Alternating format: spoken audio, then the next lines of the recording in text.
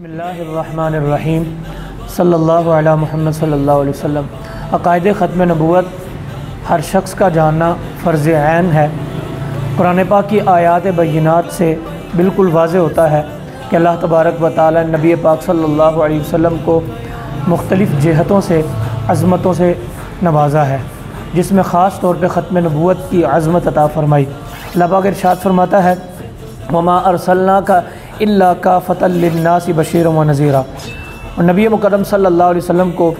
ہم نے تمام لوگوں کے لیے جنت کی بشارت سنانے کے لیے اور دوزخ کا ڈر سنانے کے لیے بھیجا۔ اب یہاں پر جو کافۃ للناس کا لفظ ہے، اس پر اگر غور کیا جائے تو تمام لوگوں کے لیے، اس کا مطلب یہ ہوا جو پہلے گزر چکے ہیں، جو آنے والے ہیں تا قیامت۔ نبی پاک صلی اللہ علیہ وسلم سب کے لیے نبی ہیں۔ اس کی مثال پیارے نبی علیہ السلام نے حدیث پاک میں خود ارشاد فرمایا کہ اللہ پاک نے انبیاء کو جو عظمت عطا فرمائی، آپ نے اس کی مثال یوں ارشاد فرمائی کہ ایک شخص نے خوبصورت گھر بنایا، گھر تعمیر ہو چکا تھا، سب لوگ گھر دیکھنے آئے، لیکن ایک دیوار پر ایک اینٹ کی جگہ باقی تھی، وہ اینٹ نہیں لگی تھی۔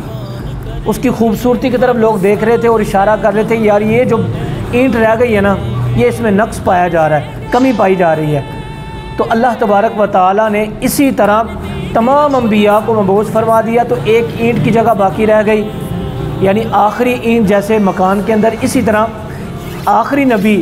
کی سیٹ باقی رہ گئی تھی، وہ آخری نبی اللہ پاک نے مجھے بنا کر بھیجا۔ اور دوسری آیت کریمہ میں اللہ پاک فرماتا ہے تبارک الذی نزل الفرقان علی عبدہ لیکون للعالمین نذیرا، وہ برکت والی جس نے اپنے بندہ کامل پر کتاب نازل فرمائی، جو فرقان ہے، فرقان سے مراد حق و باطل میں فرق کرنے والی، اور اس کے ساتھ فرمایا لیکون للعالمین نذیرا، تمام جہانوں کے لیے